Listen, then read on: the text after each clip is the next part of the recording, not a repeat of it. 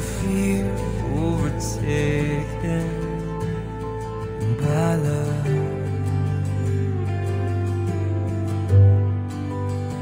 Eu vou falar bem rapidamente dos radicais da reforma. Sempre que há uma reforma tão forte como essa que estava acontecendo ali, com tantas transformações, sempre acontece o surgimento de movimentos radicais, que levam a coisa extremistas, que levam um pouco longe demais. Na Alemanha, quando Lutero ficou aqueles 10 meses em Wartburg, um outro indivíduo, um outro professor de Wittenberg assumiu o controle do que vinha acontecendo. Esse sujeito chamava-se Andreas Bodenstein von Karlstadt. E esse Karlstadt, ele era um indivíduo que radicalizou mais. Ele, assim que o Lutero saiu, ele já foi nas igrejas, arrancou todas as imagens e foi fazendo coisas que o Lutero não faria, né? O problema era um problema de velocidade. Ele estava fazendo muito rápido. Em 1524, um outro luterano, de nome Mintzer, ele organizou um levante de camponeses contra os nobres na cidade de Austerlitz. Então é o uso político do que está acontecendo, certo? Então nós vamos aproveitar o momento político e ele arregimentou os camponeses, certo? Para atacar os nobres. Porque eles eram realmente oprimidos e tal. Só que o Lutero não concordava com esse tipo de atitude. Certo? Porque não é assim que se ganha essa batalha, não é com armas humanas que você vence essa luta. Então o Lutero, numa pregação, chamou a esses indivíduos de espíritos arruaceiros e assassinos. Era assim que ele chamava eles. O Karlstadt se incomodou com essa referência não muito elogiosa do Lutero, e inclusive se incomodou pelo fato dele ter sido colocado junto com o Mintzer nesse comentário. Aí ele foi tomar satisfação com o Lutero. O Mintzer reagiu pregando aos camponeses contra o Lutero, chamando o Lutero de irmão porco gordo e irmão vida mansa. Certo? Então, eles usavam assim umas expressões carinhosas nesse tipo. Não era uma época assim de muito politicamente correto, né? Eu não vou com a tua cara, eu falo mal de ti mesmo. Era assim que funcionava. O Lutero disse sobre o ritmo da reforma em Wittenberg, que a causa é boa, mas houve pressa demais. Porque ainda há do outro lado irmãos e irmãs que pertencem a nós e que ainda precisam ser ganhos. Então ele achava que estava indo rápido demais. Os mais radicais começaram a dizer que sim, só a Escritura, tá bom. Mas não vamos ouvir só a Escritura, mas também o autor das Escrituras, o Espírito Santo. Então começou a aparecer esses pregadores visionários que começaram a levar o povo em direções perigosas, porque eles diziam que recebiam informações do que fazer diretamente do Espírito Santo, né? Então esse tipo de coisa, esse tipo de radicalismo acontece. Esses que diziam que o Espírito Santo falava com eles, o Lutero, naquele estilo dele também, disse a respeito deles: esses são os que engoliram o Espírito Santo, com penas e tudo. Não é muito... uma maneira muito respeitosa de falar, mas é claro que ele está pensando na figura do pombo descendo sobre Jesus Cristo, né? E ele estava irritado com esses sujeitos. Vamos ver em Zurique. Em Zurique, em 21 de janeiro de 1525, um sujeito chamado Konrad Grebel, ele batizou um outro homem, de nome George Blaurock. E esse George Blaurock depois batizou outras pessoas. Tudo bem, até aí tudo bem. O problema é que esses indivíduos já tinham sido batizados quando eram bebês na Igreja Católica. Certo? E isso gerou um problema do tamanho do mundo. Porque batismo só pode ter um. E esses indivíduos estavam batizando pela segunda vez. São os anabatistas. Ana pela segunda vez e batista de batismo, né? Então eram batizados pela segunda vez. E esses homens eram um problema para o Zwinglio, porque esses homens que eu citei eram irmãos, eram amigos de Zwinglio. E eles estavam fazendo aquilo por causa da pregação do Zwinglio. Que é as Escrituras, o que as Escrituras dizem e nada mais. Só que não era esse o entendimento da igreja de que você podia ser batizado novamente e que o batismo quando você era bebê não valia nada porque você não cria. E então surgiu esse movimento anabatista, contrariando séculos e séculos de um pensamento diferente. Eles foram sempre perseguidos. Eles foram perseguidos tanto pelos católicos como pelos protestantes. Esses indivíduos sofreram muito, esses anabatistas. 85% deles foram mortos por católicos e 15% por protestantes. De qualquer maneira, os protestantes têm aí 15% que eles vão ter que explicar por que fizeram isso, né? Normalmente os católicos queimavam eles e os protestantes afogavam, né? Bem irônico, né? Já que eles queriam ser batizados de novo.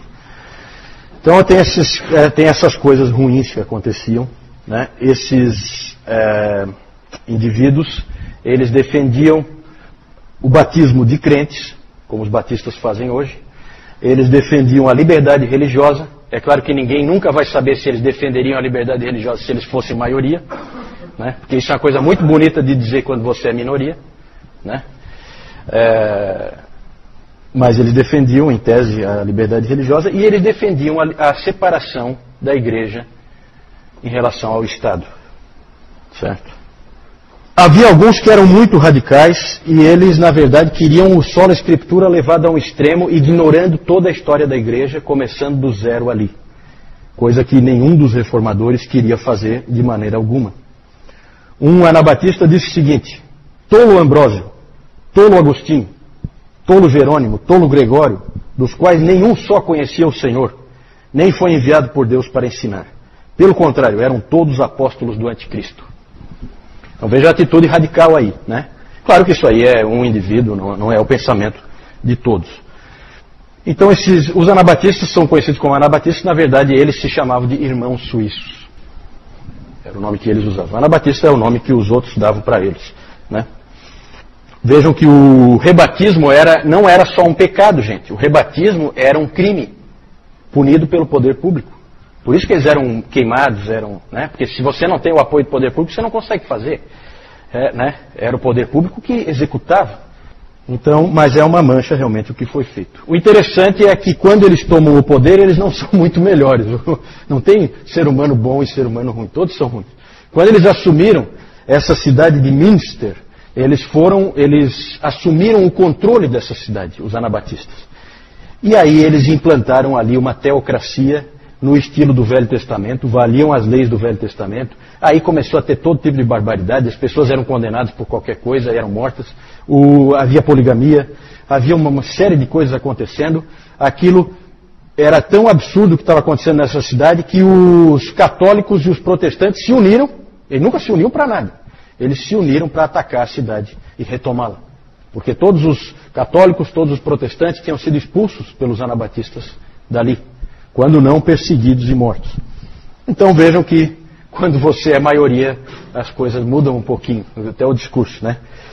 Só que diante da ruína de Münster, depois que ela foi recuperada pelas tropas católicas e protestantes, surgiu das ruínas um grande líder dos anabatistas, chamado Menno Simons. Ele era um padre católico romano e ele via que os anabatistas eram um movimento de Deus e que, na verdade, eram como ovelhas que não têm pastor. Então ele foi lá e orientou eles numa direção boa, isso já na Holanda, certo? Dali nós temos algumas igrejas que existem até hoje, como, por exemplo, a igreja menonita, né? Menonita vem do próprio nome do Menno Simons, né? Os menonitas. O legado dos anabatistas. O que eles deixaram? Gente, algumas coisas que todas as igrejas vivem hoje, né? Então eles são realmente à frente do seu tempo em muitos aspectos. Separação igreja-estado, liberdade religiosa e, no caso dos batistas, o batismo depois da fé, certo? São legados deles. Aí vem a pergunta: os batistas são originários dos anabatistas? Algumas pessoas às vezes dizem que são, né? Dizem que, não, eles vêm dos anabatistas. Na verdade, se você for fazer uma análise histórica, você vai ver que não é verdade. Eles, com certeza, as ideias deles influenciaram os primeiros batistas, né? Por quê? Porque eles fizeram uma interpretação da palavra que pode estar certa. E nós vamos checar. E nessa checagem eles concordaram. Mas os batistas, com certeza, são originários dos puritanos ingleses. Certo? Ok. Ali então o Karlstadt, e aqui o que ele estava fazendo, né? Então ele botava o pessoal para tirar ali imagens lá. Tudo isso incomodou o Lutero porque estava indo rápido demais. Isso aí ia, na verdade, levar o povo a ficar meio sem chão. Tudo tem o seu tempo.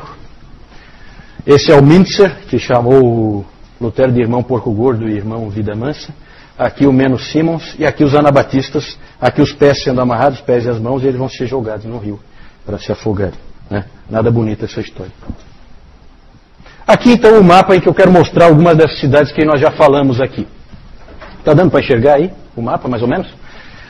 Então aqui um pedaço da Europa só, né? Aqui embaixo a Itália, né? A bota da Itália aqui, famosa, Mar Mediterrâneo, a França, a Suíça e a Alemanha. Então é bem claro aqui que do Renascimento a coisa migra para o norte, certo? Aqui é Florença. Aliás, desculpa, aqui é Florença. Aqui é Florença, onde estava o Savonarola, onde estava o Michelangelo, o Leonardo da Vinci é um florentino. Aqui é Milão, também é uma cidade importante no Renascimento, então aqui o norte da Itália. Aqui, lá em cima, no norte, é Wittenberg. Aqui, essa cidade, que número tem ali? Acho que é Worms ali, né? É, Worms. Worms. Então aqui que Lutero teve que se apresentar.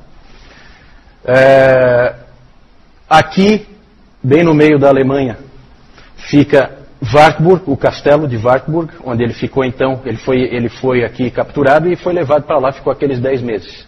Certo? Aqui, essa estrelinha aqui, 4, é Marburg, onde houve o encontro entre Lutero e Zwinglio, e que eles não se entenderam. Certo? Que mais? Aqui Zurique. Zurique fica aqui próximo à fronteira com a Alemanha. Certo? E aqui embaixo Genebra, próximo à fronteira com a França. Tanto que Zurique é Suíça de fala alemã e Genebra é Suíça de fala francesa. Aqui é Paris, só para vocês terem uma ideia, para ter uma localização de onde fica Paris. Aqui essa cidade é Estrasburgo, na fronteira com a Alemanha. Já vamos falar dela daqui a pouco, então já estou mostrando antes. Aqui é Roterdã, onde estava o Erasmo. E aqui é Münster, onde os anabatistas tomaram o controle da cidade, e o Menno Simons depois levou então os anabatistas para a Holanda, porque realmente é muito próximo. Certo?